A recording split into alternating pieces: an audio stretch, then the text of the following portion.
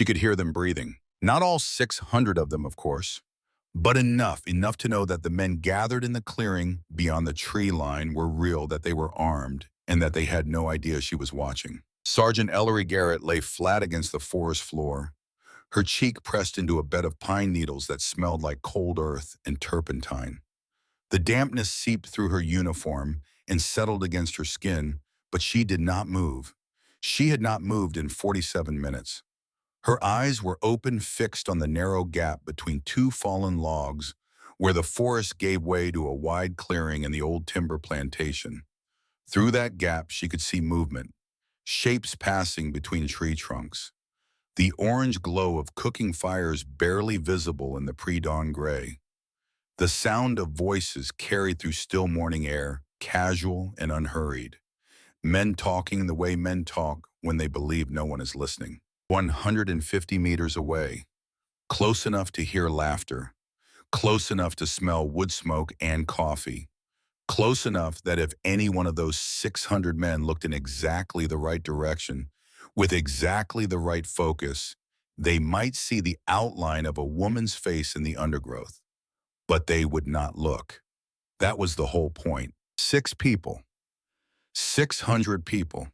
The math was simple and the math was impossible, and none of that mattered right now, because right now the only thing that mattered was stillness. Ellery breathed through her nose, shallow and slow, the way Marcus had taught her 3 years ago in the training forests of northern Washington.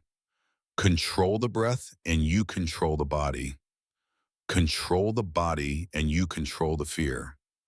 Control the fear and you become invisible.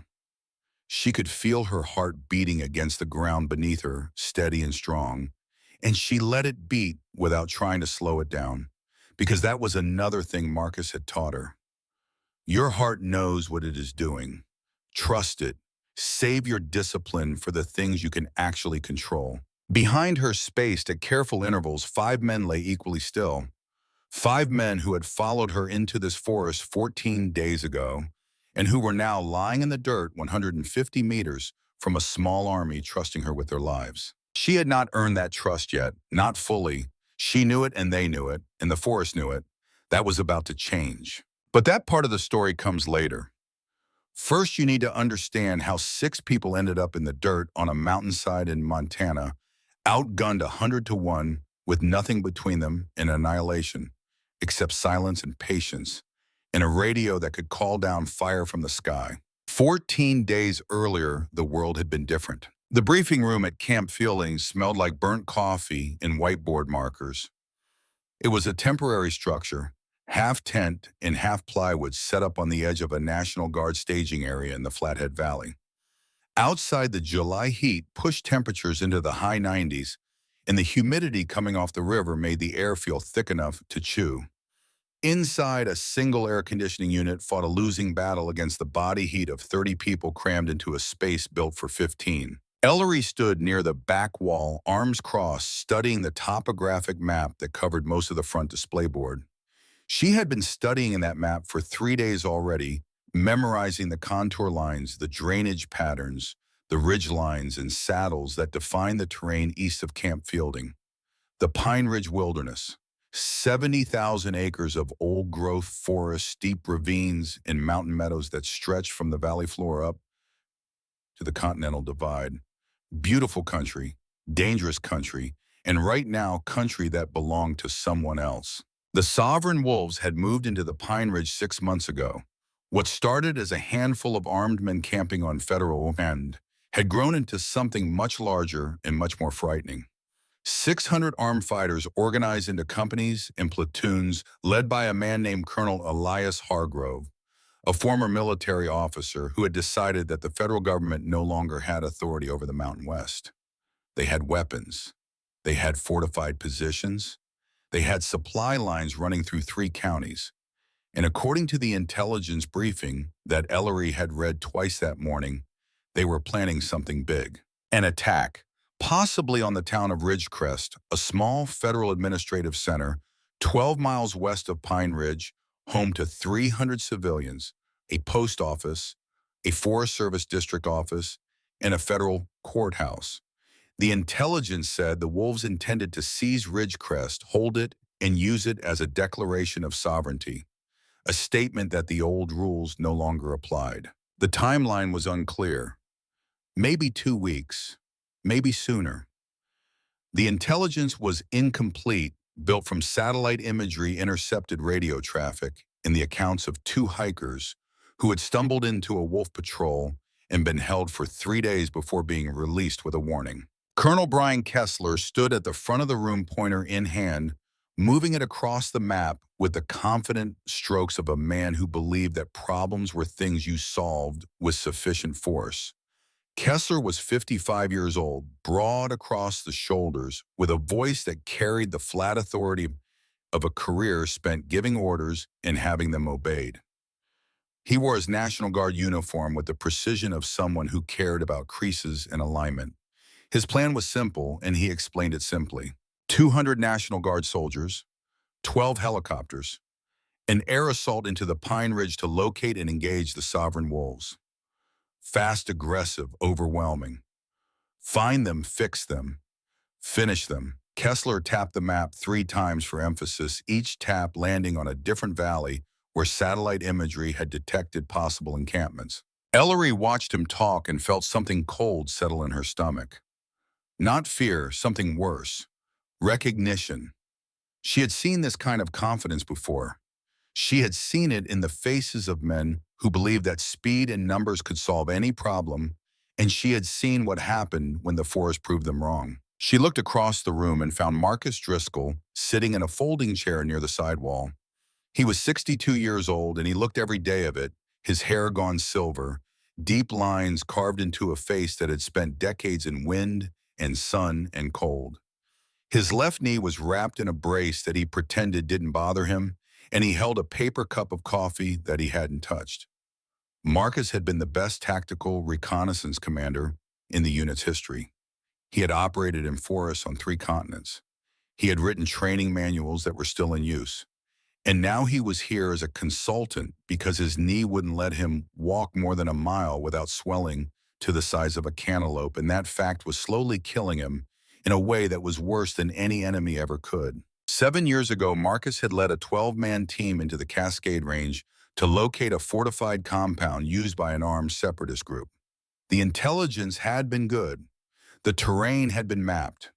Everything was in order. But the team leader of the forward element, a young sergeant named Pollard, had grown impatient on the 3rd day. Pollard had decided that the cautious approach was taking too long. He pushed his 4-man element ahead of the main body, moving fast, covering ground, trying to make contact before nightfall. He found contact, a concealed fighting position that he walked past without seeing. 3 of his 4 men were killed in the first 8 seconds of the ambush. Pollard survived, but lost his right arm below the elbow and never returned to the field. Marcus had been 800 meters behind when the shooting started. He heard the gunfire through the trees, that distinctive popping sound that is nothing like the movies make it, and he knew immediately what had happened. He knew because he had warned Pollard that morning. He had said the words that he would later teach Ellery, the words that became the foundation of everything he believed about operating in the forest. Patience is not the absence of action. It is the most disciplined form of action there is. Pollard had not listened. 3 men had died. And Marcus had carried that weight in his chest for 7 years, a stone that never got lighter, that shifted positions sometimes but never left. It was that weight more than anything else that had made him the teacher he became. Because the best teachers are not the ones who succeeded effortlessly. The best teachers are the ones who watched someone fail and swore that it would never happen again on their watch. When he found Ellery 3 years later, a 26-year-old newly promoted sergeant, with an unusual stillness about her and eyes that watched more than they spoke, he recognized something. Not talent exactly, though she had that. Something rarer. The willingness to be slow when everything inside her wanted to be fast. The understanding that the forest did not care about schedules or ambition or the need to prove yourself. The forest cared about one thing only, whether you saw the danger before the danger saw you. Marcus caught Ellery's eye and gave a small nod. Not encouragement exactly. Acknowledgement. a signal that said what he had said to her 100 times in training. Watch, listen, think, then speak. Kessler finished his briefing and asked for questions. A few officers raised procedural points, logistics concerns, helicopter availability, rules of engagement. Nobody questioned the fundamental approach. Nobody asked whether flying 12 helicopters into a mountain wilderness might give the sovereign wolves enough warning to scatter into the timber like smoke. Nobody except Ellery. She didn't raise her hand. She just spoke, her voice cutting through the room's murmur with a clarity that came from years of learning to be heard without shouting. There was another option, she said. 30 heads turned. Kessler looked at her with the expression of a man who has just discovered an insect in his soup. He knew who she was. Everyone in the room knew who she was.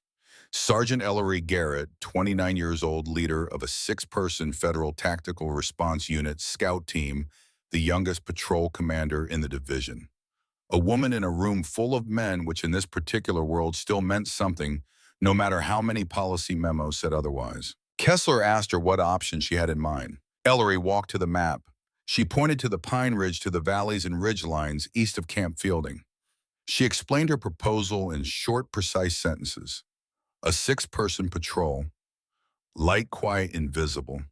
They would move into the Pine Ridge on foot, no helicopters, no vehicles, no noise. They would find the sovereign wolves, determine their exact position, their strength, their preparations. And then instead of engaging with direct fire, they would call in artillery from Camp Fielding's battery of 105mm howitzers, which could reach any point in the operational area. Find them, fix their position, call the fire, destroy them without ever being seen. The room was quiet for a moment.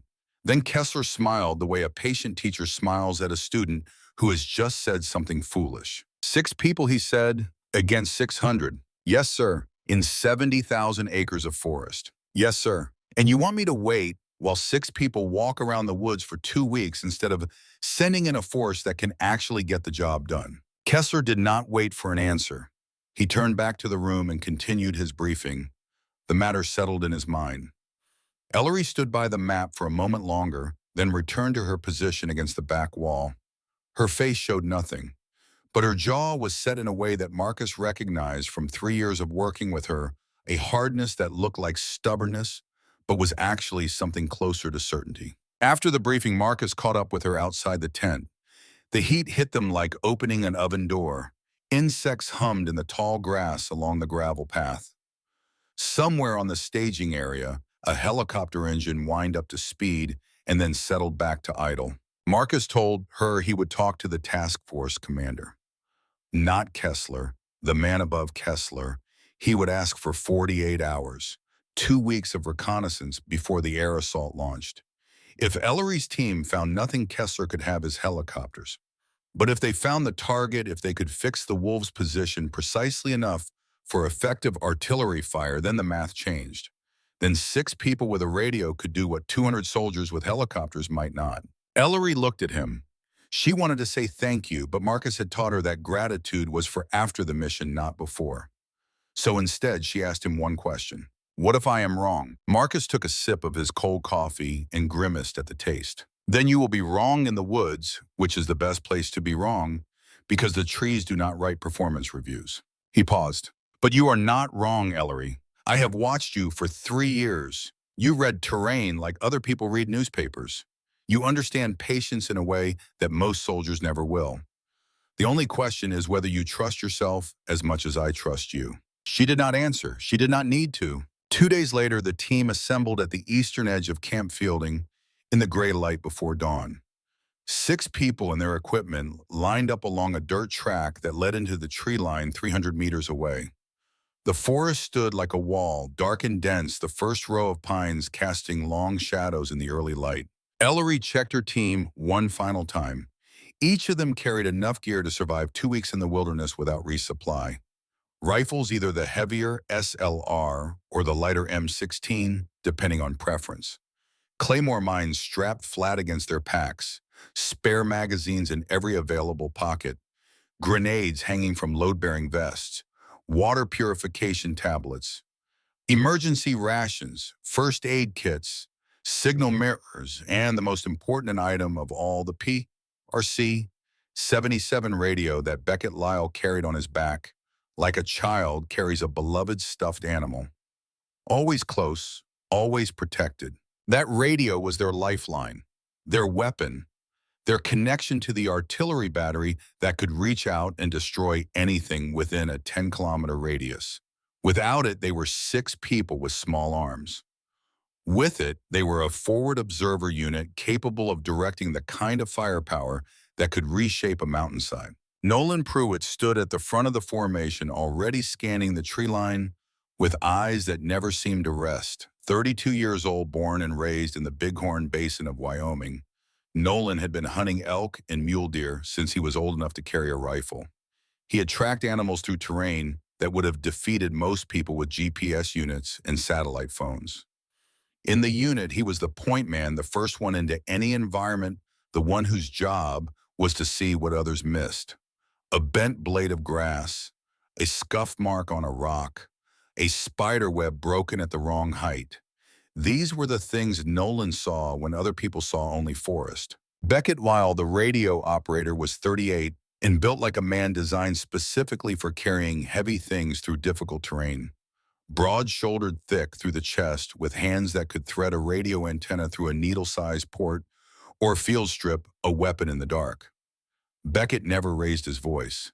He had a way of speaking into the radio that made even urgent transmissions sound like casual conversation, which was exactly the tone you wanted when you were whispering coordinates while the enemy slept 100 meters away. Cormac Whitaker, 34, was the explosive specialist. He carried the claymore mines and understood detonation the way a musician understands rhythm.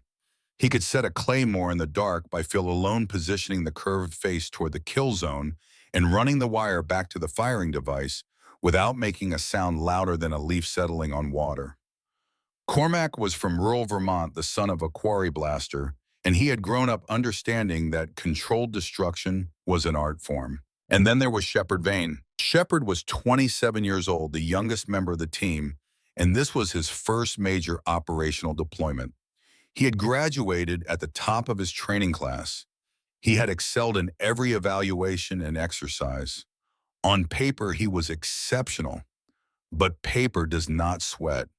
Paper does not lie in the dirt for 8 hours listening to its own heartbeat and wondering if the next sound it hears will be the click of a safety being disengaged. Shepard had never done this for real, and everyone on the team knew it, including Shepard. He stood at the back of the formation with his jaw set and his eyes forward, trying to project a confidence he did not entirely feel. Ellery had watched him during the preparation phase and had seen the small tells.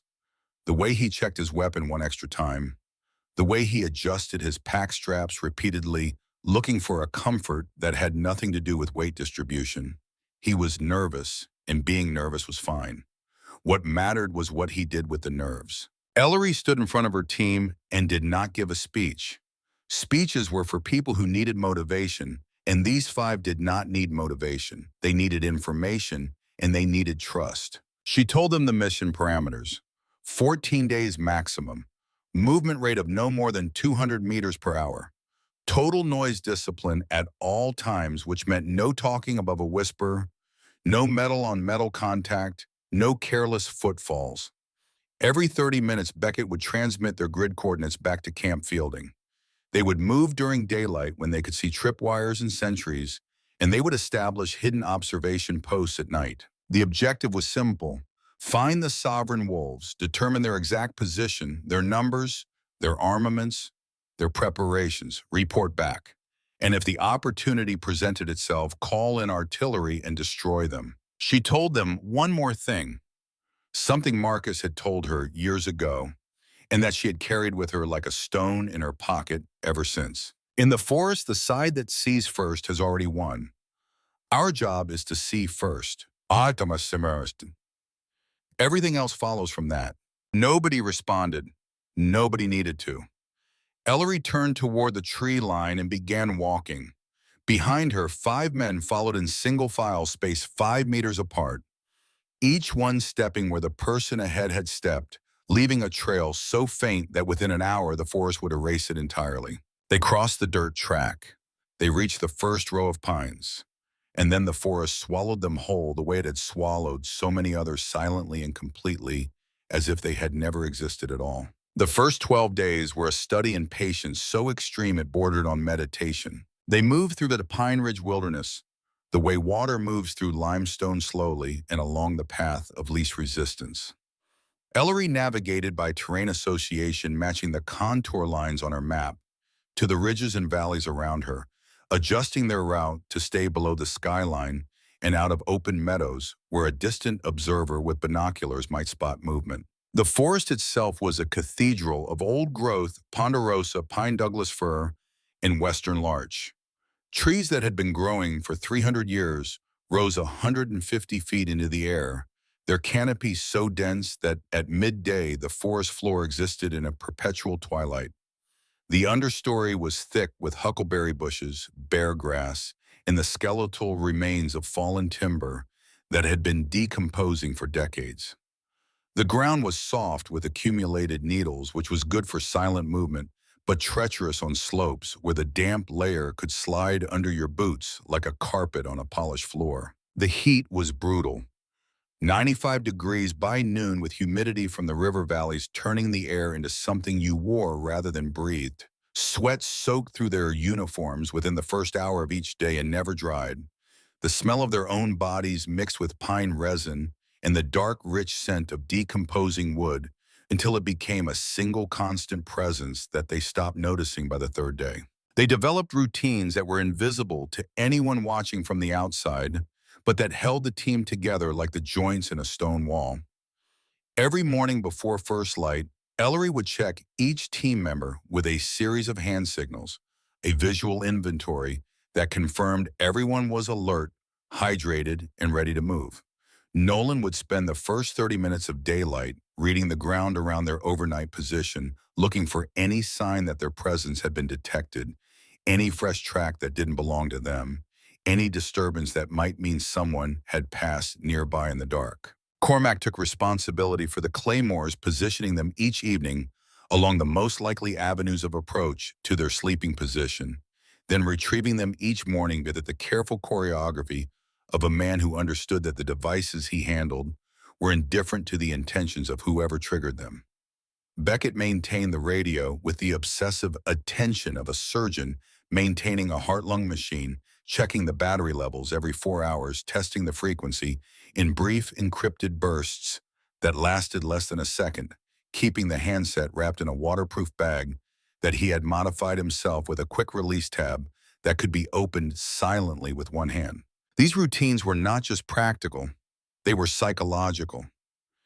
In the absence of progress, in the silence and the heat and the endless green sameness of the forest routine was the thing that kept the mind from turning inward, from starting the slow spiral of doubt that could unravel a team faster than any enemy contact. They saw no one. For 12 days they found nothing. No camps, no patrols, no supply caches.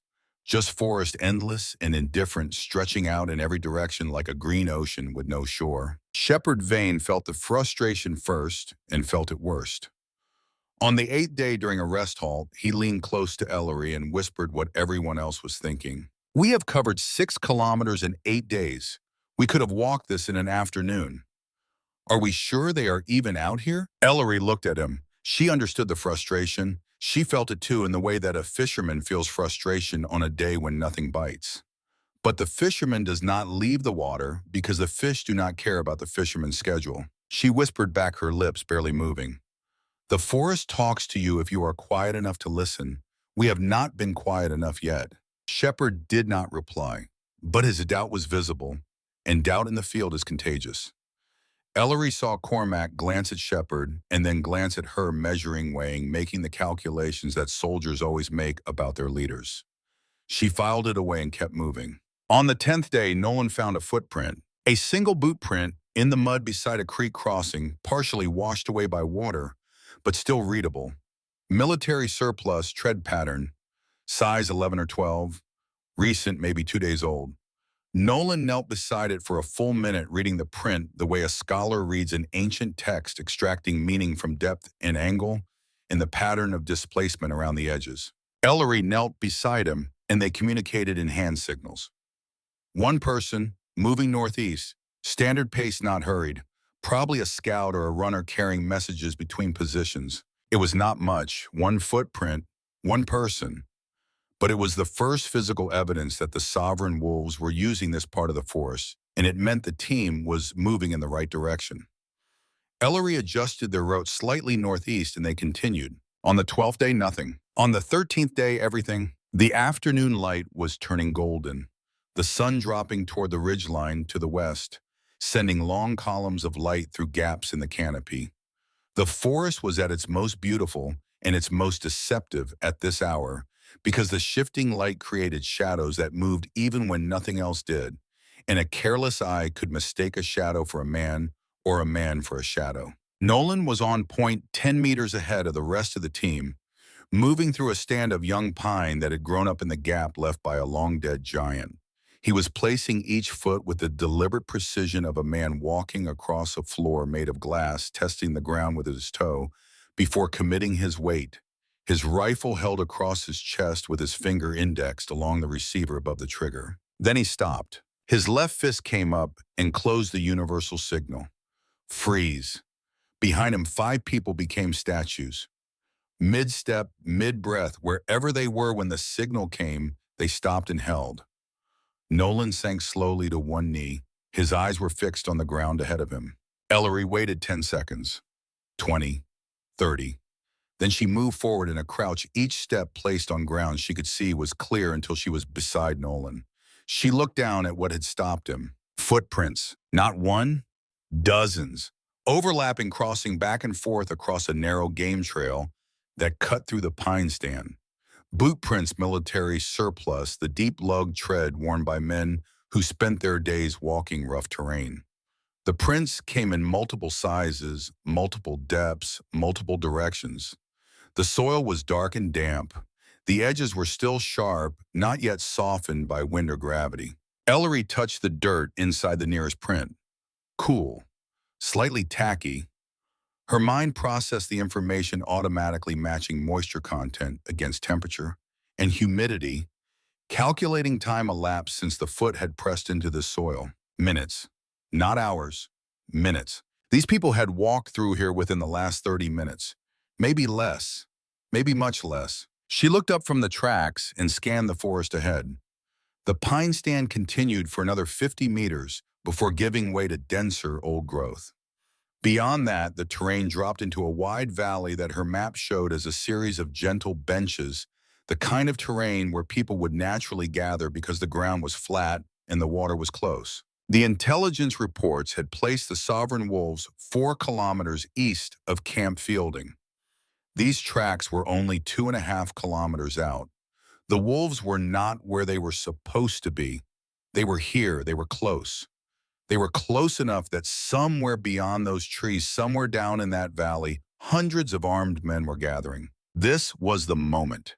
This was the hinge point around which everything that followed would swing.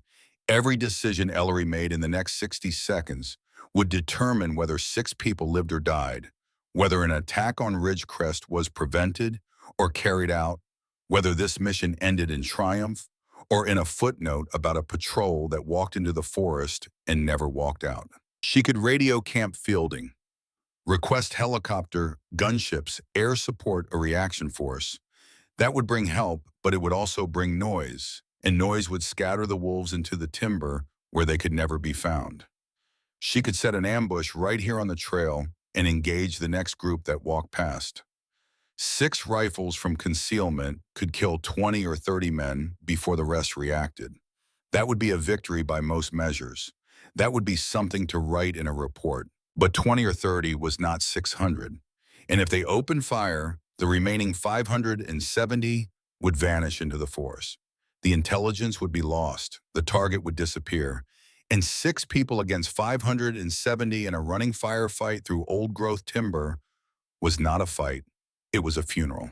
Ellery made her decision in the time it took to breathe in and breathe out. She looked at Nolan and made two hand signals. Follow. Track. Behind her, Shepard Vane saw the signal and felt something cold flood through his chest. Follow the tracks meant moving toward the enemy, not away. It meant getting closer to 600 armed men, not calling for help. It meant trusting that 6 people could stay invisible long enough to find the heart of the enemy position and survive long enough to do something about it. He wanted to signal a protest. He wanted to suggest no, to insist that they call for extraction, that they report what they had found, and let Kessler's helicopters handle the rest. That was the safe choice. That was the rational choice. That was the choice that did not involve 6 people walking deliberately into the shadow of an army. But Ellery was already moving, slowly, silently following the footprints deeper into the forest, her rifle up her eyes, scanning her body, moving through the undergrowth like something that had grown there. And Nolan was moving with her, and Beckett was moving, and Cormac was moving, and the formation was flowing forward like water finding its way downhill, silent and inevitable. Shepard stood alone for perhaps 2 seconds. 2 seconds in which the forest was utterly still around him, and the only sound was his own pulse and the distant, barely audible conversation of men who did not know they were being hunted. Then he followed. Back at Camp Fielding, Marcus Driscoll sat in the communications tent monitoring the radio net. He heard Beckett's whispered transmission come through barely audible, compressed into the fewest possible words. Grid coordinates, direction of movement, estimated enemy strength based on track density, and 2 words that made Marcus sit up straighter in his chair despite his aching knee. Following tracks. Marcus closed his eyes for a moment. He had taught Ellery the doctrine of pursuit. He had explained to her over and over in training exercises, in classroom sessions, in late-night conversations over bad coffee, that the greatest tactical advantage in forest warfare was not firepower or numbers or technology. It was position. If you knew exactly where the enemy was, and the enemy did not know you existed, then you owned the battlefield before the first shot was fired. Ellery was doing what he had trained her to do. She was following the scent to the source. She was going to find 600 men and mark their position for the artillery, and she was going to do it with nothing but her eyes and her patience and the skills of the 5 people behind her. He opened his eyes and looked at the map on the table in front of him. He marked Ellery's position with a small pencil dot. Then he picked up the phone and called the artillery battery commander, Major Andrea Walsh. He told Walsh to keep her guns ready. He told her that sometime in the next 24 hours, she might receive a fire mission, unlike anything she had handled before. He told her to trust whatever coordinates came through on the scout frequency, because the person calling them in was the best forward observer he had ever trained. Walsh asked him how he could be sure. "Because I taught her everything I know," Marcus said, "and she learned things I never could." He hung up the phone and looked at the map again. The small pencil dot marking Ellery's position was already obsolete. She was moving deeper into the forest, deeper into the shadow, closer to 600 men who did not know that death was walking toward them on silent feet. Marcus picked up his cold coffee. He did not drink it. He just held it in both hands and waited. The footprints led northeast deeper into the valley, and Ellery followed them the way a river follows gravity. Without hesitation, without hurry. The afternoon light was failing. The sun had dropped behind the western ridge, and the forest floor was darkening by degrees, the gold fading to amber, fading to gray, fading to something that was not quite night, but was no longer day. In the canopy above, the last light still touched the treetops, turning them copper and rose, but down here, down where 6 people moved through the undergrowth in single file, the world was becoming a place of shapes and suggestions. Trees became columns of shadow. Bushes became dark masses that could be anything. The trail ahead narrowed to a thread of disturbed earth winding between the trunks, and Nolan followed it with his eyes down and his senses turned up to a frequency that most people never access in their entire lives. They had been moving for 2 hours since discovering the tracks. In those 2 hours, they had covered perhaps 300 meters. A child could throw a ball that far. A person could walk it in 4 minutes on a sidewalk. But this was not a sidewalk, and speed was not the currency that mattered here. Information was the currency. Silence was the currency. Every meter gained without being detected was worth more than a kilometer covered at a run. Ellery moved behind Nolan, matching his pace, exactly placing her feet where his feet had been.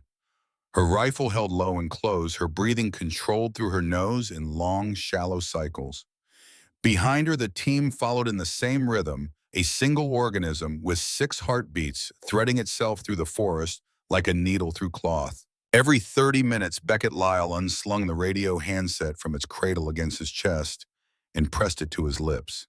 His transmissions were whispers so quiet that anyone more than 2 feet away would have heard nothing at all. Just grid coordinates, direction of travel, estimated time to the next waypoint. The words took less than 5 seconds. Then the handset went back and the silence returned. Back at Camp Fielding in the communications tent, a radio operator named Corporal Hess marked each transmission on the map with a pencil dot and a timestamp. The dots formed a line that crept northeast at a pace so slow it seemed like the pencil was barely moving. Hess had been tracking patrols for 3 years, and he had never seen one move this slowly. He mentioned it to Marcus Driscoll, who was sitting in the same folding chair he had occupied for the past 6 hours, his bad knee propped on an ammunition crate. Marcus looked at the map and the line of dots and said nothing for a long moment. Then he said, "Good. That is exactly right." Hess did not understand. Marcus did not explain. In the forest, the darkness settled in like water, filling a basin rising from the ground up. Ellery could no longer see the footprints on the trail. The details that had been legible in daylight, the depth of the impression, the moisture in the soil, the direction of the toe, all of it was gone, swallowed by the dark. But Nolan did not stop. He navigated now by other senses. The feel of the ground under his boots softer, where many feet had packed the trail harder, where untouched forest floor still held the structure of roots and rock.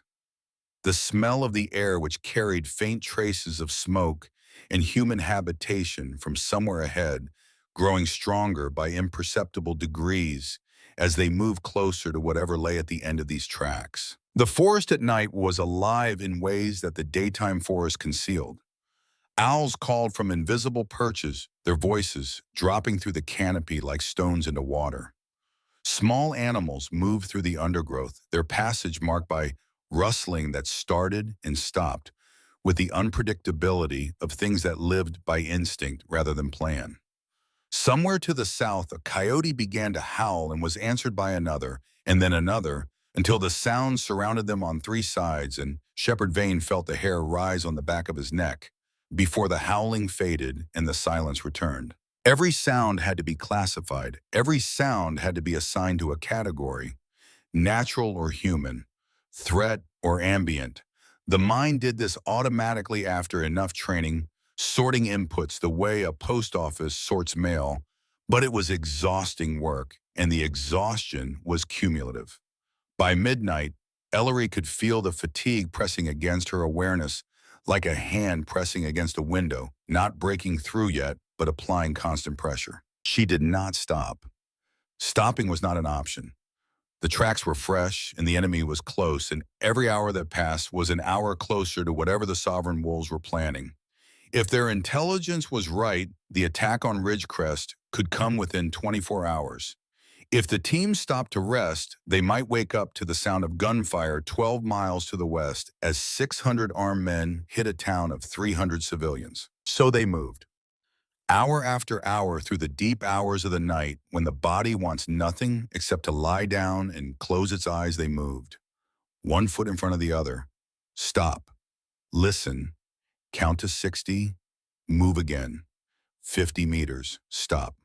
Listen. Count to 60. Move again. At 2300 hours, they crossed a small creek that did not appear on the map.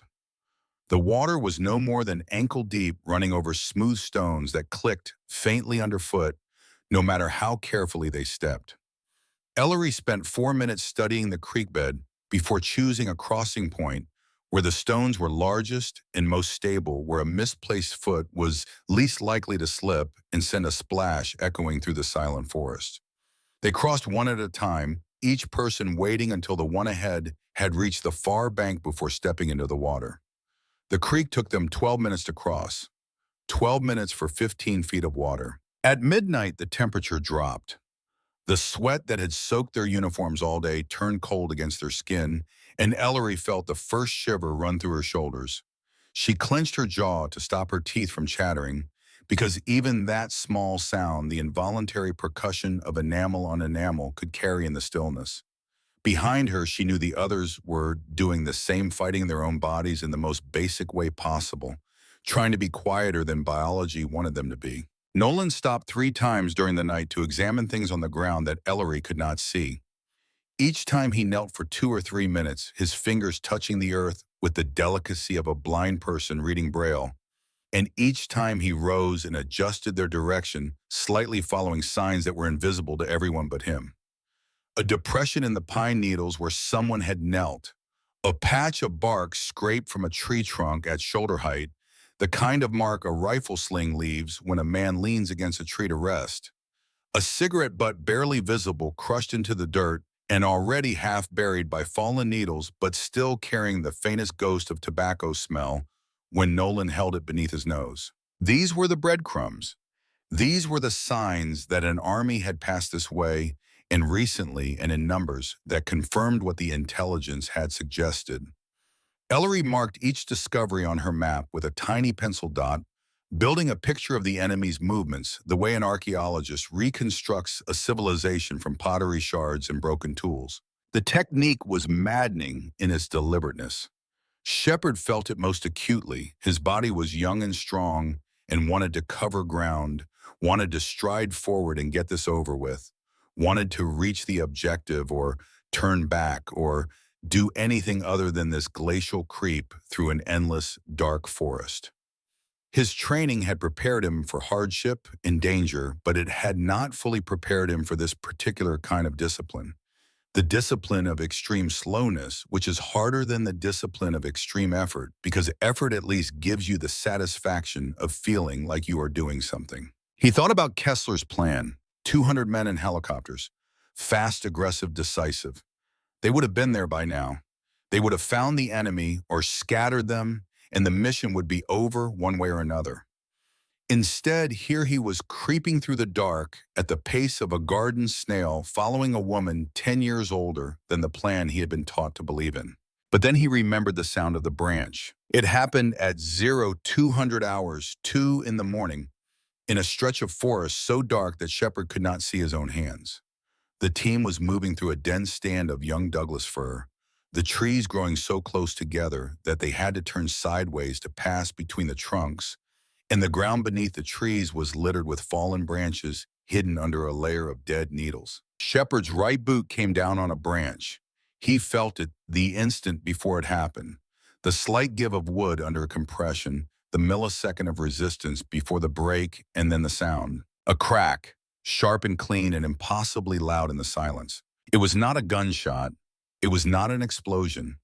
It was a stick breaking under a boot. A sound that happens 10,000 times a day in every forest on Earth. But in this forest, at this hour, in this silence, it was a thunderclap. Everyone froze, not by command, by instinct. 6 people became 6 statues in the space between one heartbeat and the next. Shepard stood with his boot still on the broken branch. His weight committed, unable to lift his foot without risking another sound. His heart was hammering so hard, he was certain it was audible. Sweat ran into his eyes and he could not blink it away because blinking meant moving and moving was not permitted. Ahead of them, perhaps 60 meters through the trees, a light appeared. A flashlight beam, sweeping left to right, probing the forest in the direction of the sound. A sentry. One of Hargrove's men posted on the perimeter of whatever encampment lay ahead, doing his job, investigating a noise that did not belong to the night. The beam swept closer. It touched the trunk of a tree 5 meters to Shepard's left.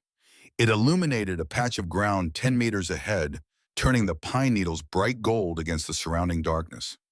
Moths appeared in the light like tiny ghosts spiraling toward the beam, with the mindless devotion of things that cannot resist what will destroy them. Shepard did not breathe. He locked his diaphragm and held the air in his lungs and felt his vision start to narrow at the edges, the way it does when oxygen runs low. Beside him, he could sense, rather than see, Cormac Whitaker equally still, equally frozen, a man-shaped absence in the dark. The flashlight beam moved again. Closer. It crossed the ground where Nolan was kneeling, missing him by perhaps 2 meters, and Shepard saw in that brief illumination that Nolan had his face pressed into the crook of his elbow, hiding the pale skin that might catch and reflect the light. Smart. Practiced. The kind of thing you only knew to do if you had done it before. The beam held steady for a long moment, pointing directly at the gap between 2 trees where Ellery was standing. If the sentry walked forward 10 more steps, if he angled the light down instead of ahead, he would see her. He would see a woman in camouflage standing perfectly still, with a rifle held against her chest, and then he would shout, and then the night would come apart. 8 minutes. For 8 minutes, the sentry stood in the darkness and probed the forest with his light. 8 minutes in which 6 people did not move, did not breathe, normally did not shift their weight, or scratch an itch or swallow. 8 minutes in which the entire mission balanced on the behavior of a single man with a flashlight who was trying to decide whether the sound he heard was worth investigating further. Then the light went out. Footsteps moved away back toward the perimeter, back toward the voices in the faint glow that marked the edge of the encampment. The sentry had decided it was nothing. A deer, a falling branch, the forest being the forest. Silence returned. Ellery waited a full 5 minutes after the light disappeared before she allowed herself to breathe normally. Then she turned and looked at Shepard. She could not see his face in the dark, but she could feel his fear and his shame radiating off him like heat from a stove. He had made a mistake that could have killed all 6 of them. In another unit with another commander, that mistake might have earned a whispered reprimand, a demotion, a mark on a record that would follow him for years. Ellery did not reprimand him. She did not whisper a single word of criticism. She simply looked in his direction for a longer moment, at a look he could feel even if he could not see, and then she nodded once and turned back to the trail and began moving again. That was all. A look and a nod, but something changed in Shepard Vane in that moment. The impatience that had been burning in him since the first day, the doubt about the method, the frustration with the pace, the half-formed conviction that this was the wrong way to do things, all of it went quiet. Not gone, just quiet, replaced by something he had not felt before, an understanding that had to be earned through experience because no classroom could teach it. The slowness was the point. The patience was the weapon. The silence was not absence. It was presence of the most intense kind, a presence so focused and so disciplined that it could make 6 people invisible in a forest full of enemies. Shepard placed his next step with a care he had never exercised before, and the step after that, and every step for the rest of the night. While 6 people crept through the dark forest, 2 parallel dramas were unfolding at Camp Fielding. In the operations center, Colonel Kessler stood over the map table and watched the clock with the impatience of a man who measured competence and speed.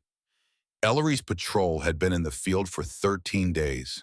13 days of slow movement and whispered radio calls and pencil dots on a map that seemed to crawl across the paper like a wounded insect. In that time, Kessler's helicopter assault force had been sitting idle pilots playing cards, crew chiefs cleaning weapons that did not need cleaning, 200 soldiers eating rations and waiting for an order that never came. He had given Marcus Driscoll's request 48 hours. That was 12 days ago. The 48 hours had stretched to a week, then 10 days, then 12, because each time Kessler moved to launch his assault, Marcus produced some new piece of information from the patrol, a footprint, a direction of travel, a faint radio intercept, just enough to justify another day of waiting. But Kessler's patience was a shallow pool and it had run dry. He had drafted the order for the helicopter assault, launch at 700 the morning of day 14, 12 helicopters, 200 soldiers. The full weight of the National Guard response dropped into the Pine Ridge like a hammer onto an anvil. If the sovereign wolves heard the helicopters coming, which they would, Because 12 helicopters make a sound you can hear from 5 miles away, then they would scatter. They would break into small groups and disappear into the 70,000 acres of wilderness that they knew better than any outsider. The intelligence would be lost. The concentration of force that represented the single greatest opportunity to end this crisis would dissolve like salt in water.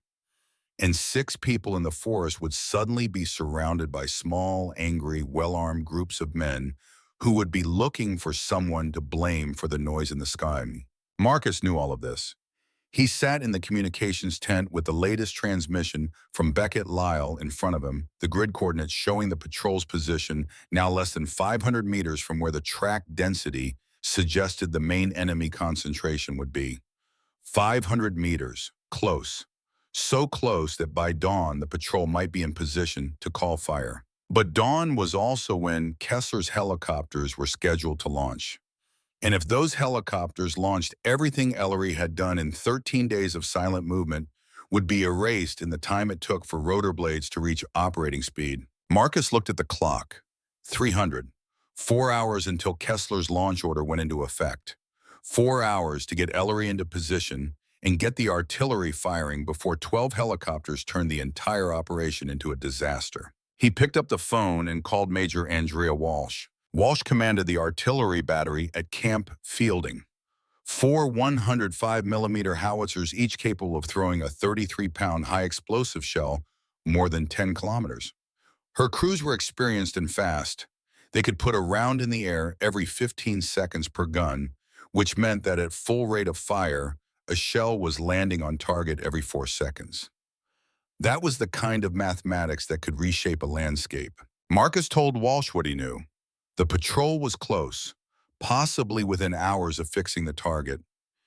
He needed the guns-ready crews on standby, ammunition prepared. And he needed Walsh to be ready to fire on coordinates from the scout frequency without waiting for approval from Kessler's operations center. Walsh was quiet for a moment. What Marcus was asking her to do was not quite insubordination, but it lived in the same neighborhood. Fire missions were supposed to go through the operations center. Kessler was supposed to approve them. Bypassing that chain meant putting her career on the line based on the word of a retired sergeant with a bad knee and a 29-year-old patrol commander in the woods. She thought about it for 10 seconds. 10 seconds that felt much longer. Then she asked Marcus one question. Is your girl going to find them? Marcus did not hesitate. She already has. She just does not know the exact address yet. Walsh told him her guns would be ready. She told him she understood the risk and she accepted it. Then she said something that Marcus would remember long after the rest of the conversation had faded. She said some orders are worth following even when nobody gives them. In the forest, the darkness was beginning to change. Not lighter yet, not dawn, but the quality of the blackness was shifting, losing its absolute density, becoming something that was less like a wall and more like a curtain. The stars had faded, the eastern horizon invisible behind the trees, but perceptible as a faint lessening of the dark, was announcing the approach of morning. Ellery could smell the enemy camp. Not strongly, not the way you smell a restaurant when you walk past the door, but there underneath the pine and the earth, in the cold night air, a thread of smoke. Cooking fires that had burned down to coals but were still releasing their signature into the atmosphere. And underneath the smoke, the smell of humanity. Sweat and food and waste, and the metallic tang of gun oil. The smell of many people living close together in a small space. She estimated they were within 200 meters of the main concentration. The track density had increased dramatically in the last hour. The game trail had become a path, and the path had become almost a road packed down by hundreds of feet over days or weeks. On either side, she could see where the undergrowth had been trampled. Branches broken at waist height, small trees bent aside. An army had moved through here, and it had moved with the confidence of an army that believed it owned this territory. At 5:30, the first gray light of dawn filtered through the canopy. Shapes began to resolve. Trees separated from shadows. The ground became visible, a carpet of brown needles and dark earth, and the crisscrossing impressions of footprints too numerous to count. And then Ellery saw them. Through a gap in the undergrowth, looking downslope into a wide natural clearing, in the old timber, she saw movement. The shapes of men, dozens of them at first visible as darker forms against the gray dawn light, sitting and standing and moving between positions. Then, as the light grew more of them, scores. And then as the clearing revealed its full extent, stretching 400 meters across and perhaps 300 meters deep, she saw the truth. 600 men. They filled the clearing the way a market fills a town square, dense and chaotic and alive with the low hum of collective activity. Cooking fires sent thin columns of smoke into the still morning air. Men sat in groups eating, talking, cleaning weapons. Tarps had been strung between trees to create sheltered areas where equipment was stacked in organized piles. And what equipment it was. Ellery felt her stomach tighten as she cataloged what she could see. Mortar tubes, at least 4, set up in prepared positions with ammunition boxes stacked beside them. What appeared to be recoilless rifles mounted on improvised tripods pointed west toward Ridgecrest. Crates of rifle ammunition stacked 3 and 4 high enough to supply a sustained assault for days. RPG launchers leaning against tree trunks like fishing rods outside a cabin door. This was not a militia encampment. This was a staging area for a major offensive. These people were not hiding in the forest. They were preparing to come out of it with enough firepower to overwhelm anything that stood between them and the town of Ridgecrest. And they had made one enormous mistake. They had stacked everything together. Ammunition, weapons, fuel supplies, all concentrated in one area because concentration felt safe. 600 men felt strong. 600 men felt unbeatable. Who would attack 600 armed fighters in their own territory, in a forest they controlled, surrounded by sentries and fortified positions? The sovereign wolves had reason for their confidence. They had been operating in the Pine Ridge for 6 months without a single serious challenge.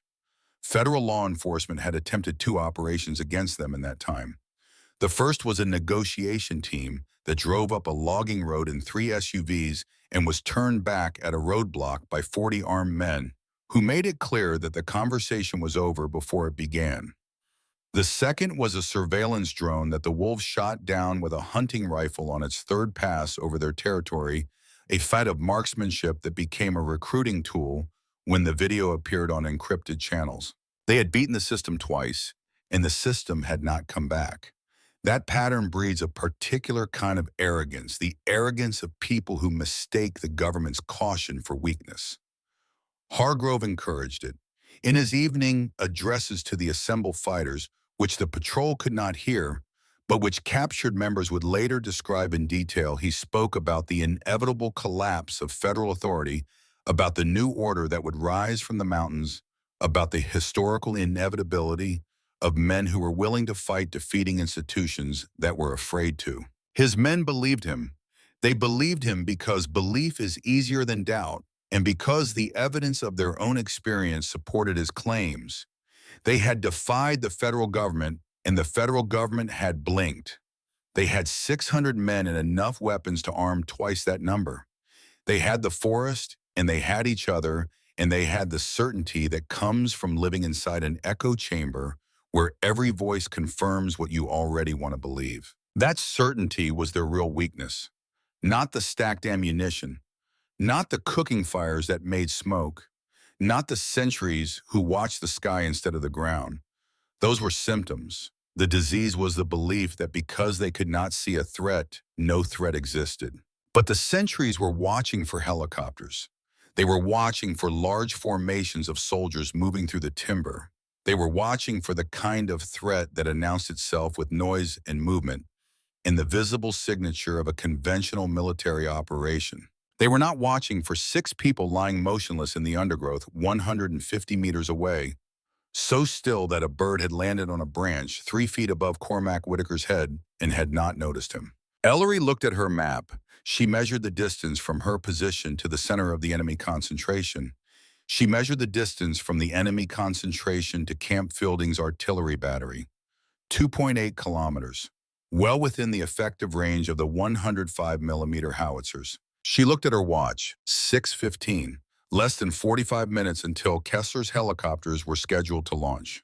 45 minutes to call, fire execute the mission, and render those helicopters unnecessary. 45 minutes before the noise in the sky scattered 600 men into the wilderness forever. She looked at Beckett. He already had the radio handset in his hand held close to his chest, waiting for the word. Ellery whispered to him. 3 sentences. Grid coordinates. Target description. 600 enemy fighters in the open with heavy weapons and ammunition stores. Beckett pressed the handset to his lips and began to whisper. At Camp Fielding, the transmission came through the speaker in the communications tent like a voice from another world, thin and ghostly and barely audible above the hiss of static. Corporal Hess leaned forward and pressed his headset against his ears and copied the message word by word. Marcus Driscoll read the message and reached for the phone. He dialed Major Walsh's battery. The phone rang once. Walsh picked up. Marcus read her the coordinates and the target description. Walsh repeated them back. Then she asked the question that every artillery commander asks before committing to a fire mission. The question that separates an artillery strike from an accident. Are you certain of these coordinates? Marcus thought of Ellery lying in the dirt 150 meters from 600 armed men. He thought of the 13 days she had spent getting there. He thought of the broken branch and the flashlight and the 8 minutes of frozen silence. He thought of every hour he had spent training her, every lesson about patience and precision and the discipline of seeing before being seen. Certain, he said. Walsh hung up and walked out of her command post into the pre-dawn gray. Her 4 howitzers stood in a line on a flat piece of ground at the eastern edge of Camp Fielding, their barrels angled upward like fingers pointing at the sky.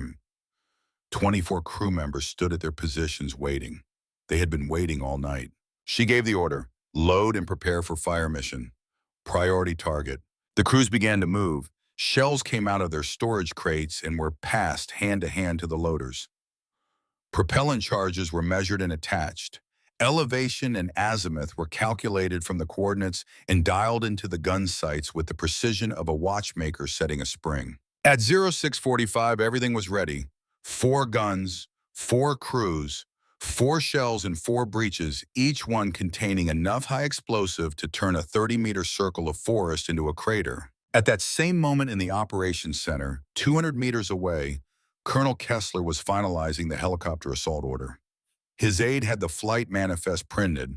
The pilots had been briefed at 00:5:30. The rotors on the lead helicopter were scheduled to begin spinning at 00:6:55, with all 12 aircraft airborne by 07:10. Kessler stood at the map table in his press uniform, a man about to get exactly what he wanted. He did not know that 4 artillery pieces were loaded and aimed, and that a 29-year-old woman in the woods had already found the target he was about to spend 12 helicopters looking for. He would learn. In about 2 minutes he would learn. Walsh picked up her radio. She called the scout frequency. Beckett answered on the first transmission. Walsh said 2 words, standing by. 150 meters from 600 men who were eating breakfast and checking weapons and laughing about things that did not matter anymore. Ellery Garrett heard those 2 words come through the handset pressed to Beckett's ear. She could see the glow of cooking fires. She could hear the sound of voices relaxed and ordinary, the sound of people who believed they were safe. She was about to prove them wrong. She looked at her team. 5 faces looking back at her in the gray light. 5 people who had followed her for 14 days through the most difficult terrain on the continent, who had trusted her judgment when that judgment said to move slower, to go deeper, to get closer. 5 people who understood, now all of them, even Shepard, what patience could achieve when it was applied with absolute discipline. She took the handset from Beckett. She held it close to her lips. And in a whisper that carried no further than the ears of the man beside her, and the radio waves that would travel 2.8 kilometers to a battery of guns pointed at the sky, she spoke. Fire mission. Grid to follow. Priority target. 600 enemy in the open. Request fire for effect. Then she put the handset down and pressed her face into the earth and waited for the sky to fall. The first sound was not an explosion. It was a whisper. The whisper of a shell leaving a barrel 2.8 kilometers away, a sound so distant and so faint that only someone who knew what to listen for would recognize it. A soft thump felt more than heard carried through the morning air, like the first note of a symphony that no one in the clearing below had purchased tickets to attend. Ellery heard it. She pressed herself flatter against the earth, turning her face sideways so that one cheek rested on the pine needles and one eye could still see through the gap in the undergrowth toward the enemy position. Beside her, 5 men did the same. They made themselves as small as possible, as close to the ground as human bodies could get, because what was coming next did not distinguish between friend and enemy. It only understood distance. The ranging shot arrived at 0647. It came down through the canopy with a sound like tearing fabric, a ripping shriek that lasted less than a second before the shell struck the earth 50 meters short of the clearing's center. The explosion was sharp and percussive, a crack that punched through the morning stillness and sent a column of dirt and smoke spiraling upward through the trees. Birds erupted from the canopy in every direction, hundreds of them, a dark cloud of wings and panic that rose above the treetops and wheeled in confused circles against the pale sky. In the clearing, 600 men looked up. For a moment, perhaps 2 seconds, there was no reaction other than surprise.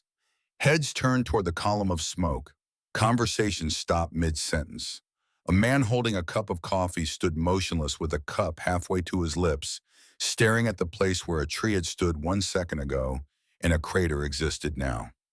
The human mind needs time to process the unexpected, to match what it is seeing against its library of experience, and find the appropriate response. For most of the men in that clearing, the library contained no entry for artillery fire from a clear sky at breakfast time. Then understanding arrived, and with understanding came fear. Ellery was already on the radio. Her voice was a whisper, but the words were precise, delivered with a clinical clarity that stripped away everything except information. Add 50, fire for effect. Those 3 words meant stop testing and start destroying. Those 3 words meant everything. At camp fielding, Major Andrea Walsh received the correction and relayed it to her gun crews in a voice that was loud enough to carry across the battery position and steady enough to leave no room for misunderstanding. Add 50, fire for effect, all guns. 24 crew members moved in unison. Breeches opened. Spent casings ejected with a metallic clang. Fresh shells slid home. Propellant charges seated. Breeches closed. Elevation adjusted by the smallest increment, 50 meters of additional range translated into a fraction of a degree of barrel angle. The mathematics of destruction reduced to the turn of a dial. At 6:49, Walsh spoke into her radio, shot out. 4 shells left. 4 barrels in a sequence so rapid it sounded like a single prolonged explosion. A rolling boom that echoed off the mountain walls and sent vibrations through the ground that could be felt in the mess tent a quarter-mile away. Soldiers who had been eating breakfast stopped chewing. Helicopter pilots looked up from their card games. Kessler in his operations center, reviewing the assault plan he intended to launch in 11 minutes, paused and turned toward the sound. At 0650, the clearing erupted. 4 high explosive shells landed within a 2-second window across an area roughly the size of a basketball court in the center of the sovereign wolves concentration. The effect was not 4 separate explosions. It was a single event, a simultaneous hammering of the earth that compressed the air into a wall of pressure and released it outward at the speed of sound. The pressure wave hit Ellery's position 200 meters away with enough force to press her body into the ground and pop her ears and fill her mouth with the taste of metal and dust. Trees that had stood for 100 years disintegrated, not fell, not broke, disintegrated.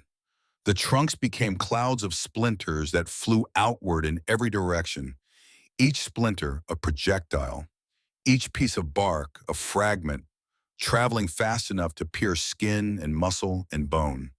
The ground rose in columns of brown and black dirt and rock and debris hurled skyward and suspended for a moment in a grotesque imitation of a fountain before gravity reclaimed it and sent it raining back down on everything below.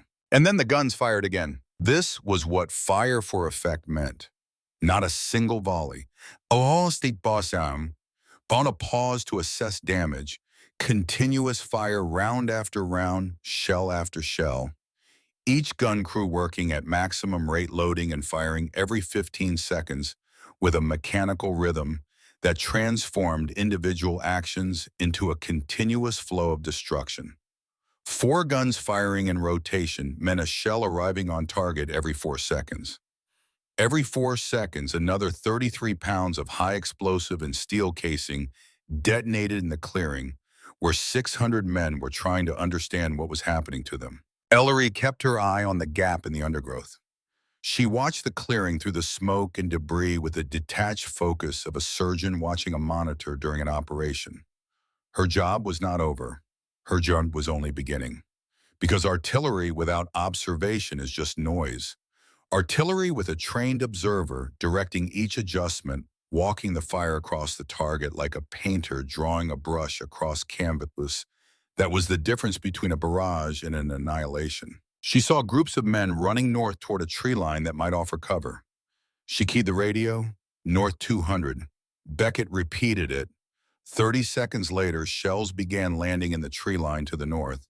She saw another group scrambling south toward a ravine. South 150, shells walked south. Every direction they ran, the fire followed, guided by a woman lying in the dirt with a radio and a pair of eyes that did not blink. The sovereign wolves tried to respond. Some of them tried to return fire, shooting their rifles into the forest in random directions, aiming at nothing because there was nothing to aim at. The artillery was coming from nearly 3 kilometers away, invisible and unreachable.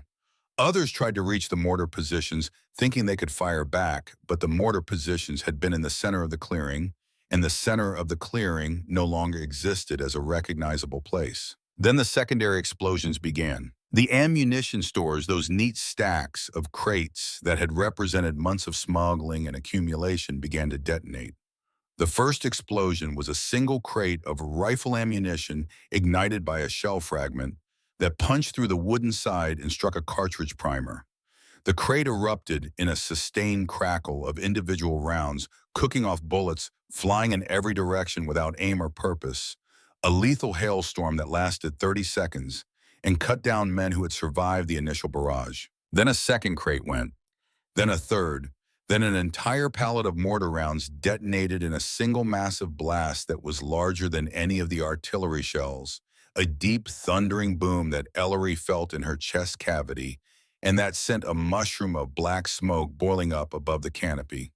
The shock wave flattened trees in a 50-meter radius around the detonation point, laying them down in neat radial lines like matchsticks arranged by a careful hand. RPG warheads cooked off in their crates, each one a sharp crack, followed by a jet of fire and smoke. Propellant charges for the recoilless rifles ignited and burned with a white intensity that was visible even through the smoke. Small arms ammunition caught fire in quantities that produced not individual shots, but a continuous roar, thousands of rounds detonating in a cascade that sounded like the world's largest sheet of bubble wrap being crushed by the world's largest fist. From 0651 to 0704:13 minutes, the timber plantation became a place that the men who survived it would later describe with a single word: hell. Ellery called corrections 7 times during those 13 minutes.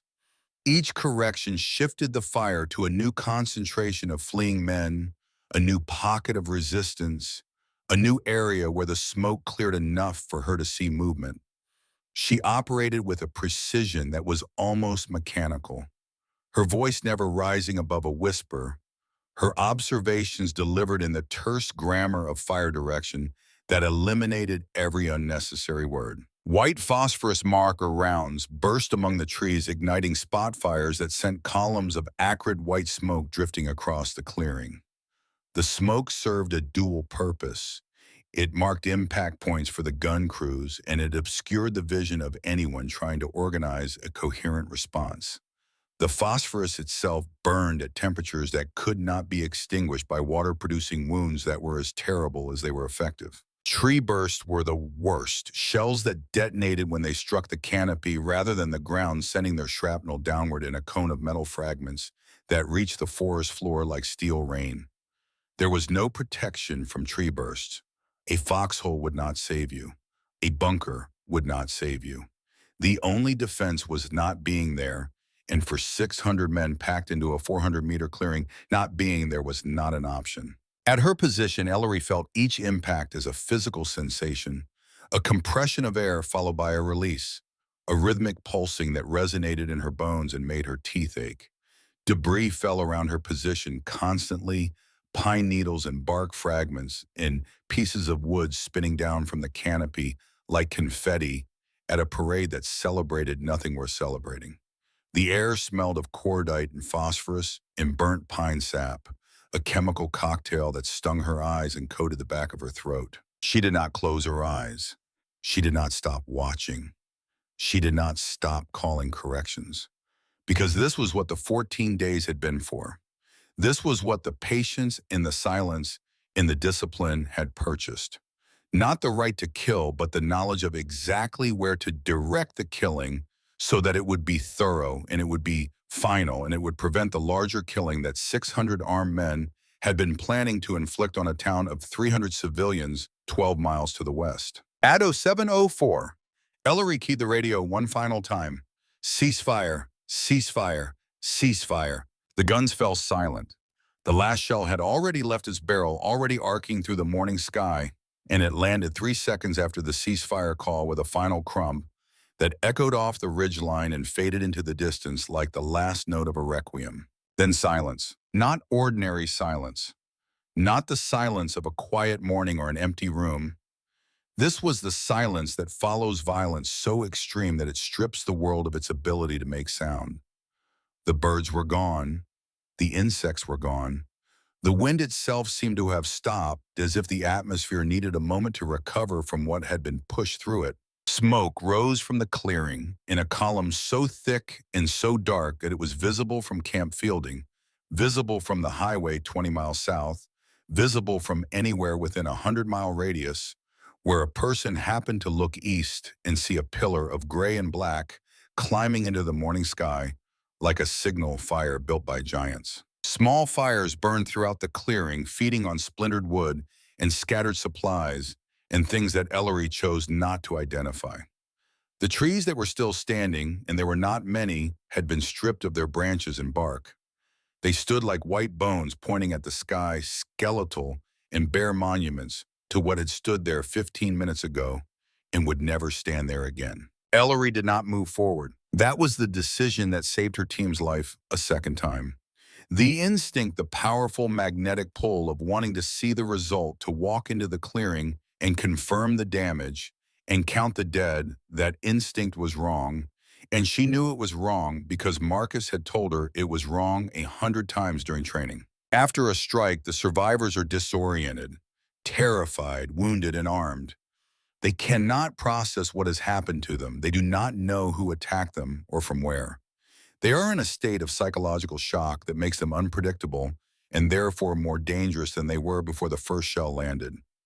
Walking into that clearing would be walking into a space filled with wounded, panicking, heavily armed men who would shoot at anything that moved. So Ellery did what she had been trained to do.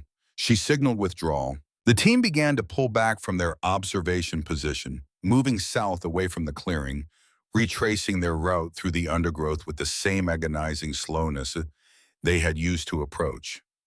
Cormac Whitaker moved last, and as he withdrew, he set claymore mines at 2 points along their back trail. Each mine was positioned facing north toward the clearing, its curved face packed with 700 steel ball bearings that would be propelled outward in a 60-degree arc at 1,200 meters per second if the firing device was triggered. Insurance. The kind of insurance you hoped you would never need to collect on. They had covered perhaps 80 meters when Nolan raised his fist. Freeze. Ellery heard them before she saw them. Footsteps. Not stealthy footsteps. The stumbling, crashing, desperate footsteps of people running through a forest without caring about noise or concealment. Branches breaking. Heavy breathing. The unmistakable sound of men fleeing something terrible. Through the trees to the north movement. Shapes emerging from the smoke, materializing like ghosts from the gray haze that still hung over the forest floor. Men in civilian clothes and camouflage, some carrying rifles, some carrying nothing, some limping, some running, all moving south with the single-minded urgency of people who wanted only to be somewhere else. 40 of them, maybe more. A group of survivors from the northern edge of the clearing, men who had been far enough from the center of the barrage to escape the worst of it, now pushing through the forest in a ragged column that was heading directly toward Ellery's team. They did not know the team was there. They were not searching, they were not hunting. They were running. But the geometry of the forest had aligned their escape route with the team's withdrawal route, and the two groups were converging on the same patch of ground at the same time. 6 people, 40 people. In the open, in a straight fight, those numbers were survivable but ugly. In a forest at close range, with visibility measured in meters rather than hundreds of meters, those numbers were fatal. 40 rifles firing in every direction would cut through 6 people the way a saw cuts through pine. Ellery made the calculation in less than a second. She signaled the team down flat into the ground behind whatever cover existed. A log, a depression, a thick patch of fern, anything that broke the outline of a human body against the forest floor. She pressed herself into a shallow dip in the earth behind a rotting stump that smelled of mushrooms and decay, and she held her rifle against her chest, and she did not breathe. The group passed within 30 meters of her position. She could see their faces. Young men, most of them, some bleeding. One man held his arm against his chest at an angle that meant it was broken. Another had blood running from both ears, the signature of blast concussion. They moved in a loose cluster, not a formation, stumbling over roots and rocks, their eyes wide with the particular emptiness that comes from having witnessed something the mind is not equipped to process. They passed. They kept moving south, crashing through the undergrowth, their sounds fading gradually as distance absorbed them. They did not look down. They did not check the ground. They did not notice 6 people lying in the earth beneath them, like stones beneath a river. When the sound of their passage had faded completely, Ellery waited another 5 minutes. Then she stood up. She looked at her team. 5 faces looked back. Pale, dirt-streaked, exhausted, alive. She jerked her head south. Move. They moved. Through the forest along a route Ellery had memorized from the map, toward a clearing 2 kilometers south where a helicopter could land. Beckett called in the extraction request as they walked. The helicopter was in the air within 10 minutes. At 7:40, the helicopter touched down in a meadow of wild grass and fireweed.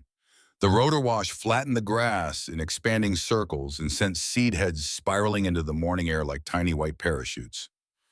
The crew chief stood in the open door, one hand on the mounted gun, scanning the tree line with the focused intensity of someone who had heard the artillery and the secondary explosions and knew that whatever was happening in this forest was bigger than any briefing had prepared him for. Nolan climbed aboard first, then Cormac, then Beckett, with the radio still strapped to his back, then Shepard. Each of them moved with the heavy, deliberate motions of people whose bodies had been running on adrenaline for hours and were only now beginning to acknowledge the dead. They settled into the canvas seats along the helicopter's interior wall and sat in the particular silence of people who have shared something that cannot be explained to anyone who was not there. Ellery was the last one aboard. She stood at the edge of the meadow for a moment, looking north toward the column of smoke that was still rising above the tree line, gray against the blue morning sky. The smoke had widened since the ceasefire, spreading in the upper atmosphere into a flat-bottomed cloud that drifted slowly east on the morning breeze. Below it, the forest looked exactly as it had looked 14 days ago when she had walked into it, green and dense and silent and full of secrets. The difference was that now she knew some of those secrets, and knowing them had changed everything. She thought about the 600 men who had been in that clearing 40 minutes ago. She did not think about them with satisfaction or with guilt. She thought about them with the clinical detachment of someone who had done a job that needed doing and who understood that the key was not something to celebrate or to mourn. It was simply something that was necessary, and it had been done, and now it was over. Then she climbed in, and the helicopter lifted off, and the forest fell away below her, becoming a carpet of green and brown, and the single dark smudge of smoke that marked the place where 600 men had been eating breakfast 40 minutes ago. 6 people had walked into the forest 14 days earlier. 6 people flew out. Not one of them had fired a single round from their personal weapons. The after-action reports took weeks to compile. Intelligence analysts, prisoner interviews, aerial photography, and ground surveys all contributed to a picture that emerged slowly like a photograph developing in a darkroom. 245 confirmed dead, more than 350 wounded, many critically. Out of the 600 fighters who had been in that clearing, fewer than 10% escaped without injury. The Sovereign Wolves weapons stockpile was destroyed completely. Every mortar, every recoilless rifle, every crate of ammunition, either detonated by the artillery or consumed by the fires that followed. The planned assault on Ridgecrest was not delayed. It was erased. The organization that had intended to carry it out no longer existed as a coherent fighting force. Survivors who were captured in the following days described the artillery strike in terms that sounded more like natural disaster than military operation. They said the sky fell. They said the forest attacked them. They said they never saw anyone, never heard anyone, never knew they were being watched until the first shell came through the trees. One captured man interviewed at a detention facility 3 days later said something that found its way into the intelligence summary, and from there into the training manuals, and from there into the institutional memory of every tactical unit that studied the Pine Ridge operation. He said they learned to be afraid of the ones they could not see. The helicopters were loud and you could hide from them. The big patrols crashed through the forest and you could hear them coming from a mile away. But the small ones, the quiet ones, the ones that moved like ghosts and never showed themselves, those were the ones that called the fire down from the sky. Those were the ones you could not escape. The tactical analysis compiled by a team from the Department of Justice 3 months after the operation confirmed what the numbers already suggested.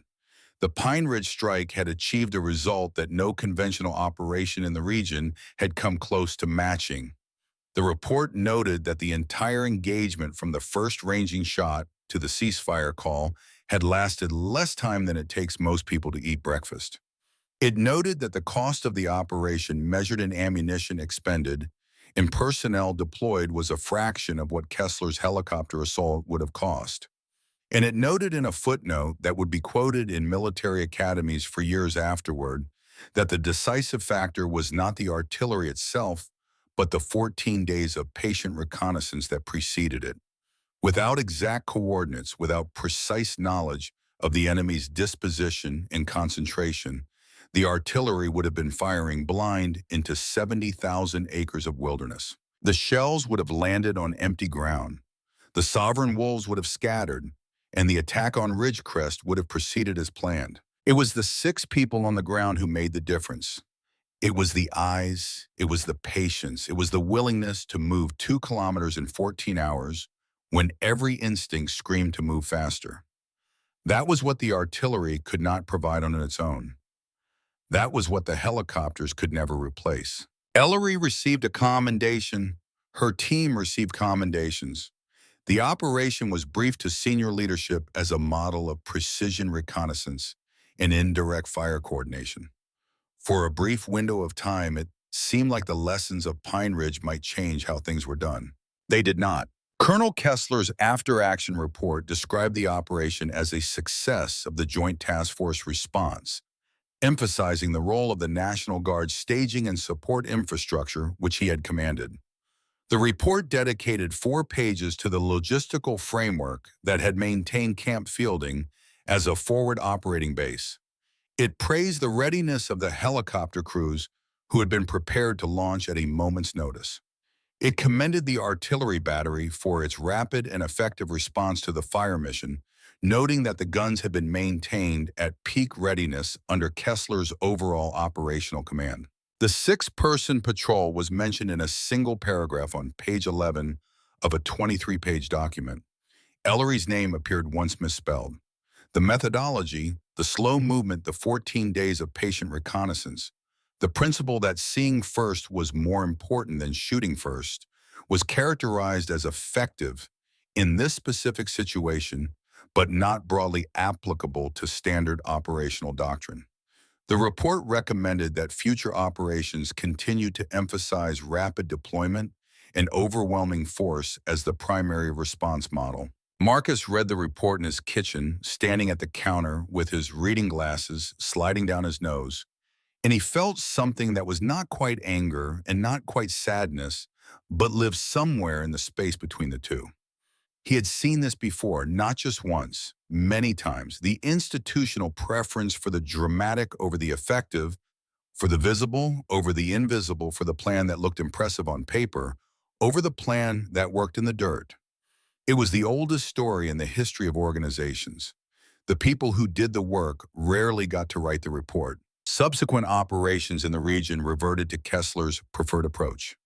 Helicopter insertions, large formations, speed and mass and noise. The results were predictable. Sovereign Wolves remnants scattered into small groups throughout the wilderness heard the helicopters coming and melted into the timber long before the soldiers reached the ground. Pursuit operations produced sporadic contacts and occasional casualties on both sides, but the kind of decisive result that Ellery's team had achieved in 14 minutes was never replicated. 3 federal officers were wounded in a firefight in September.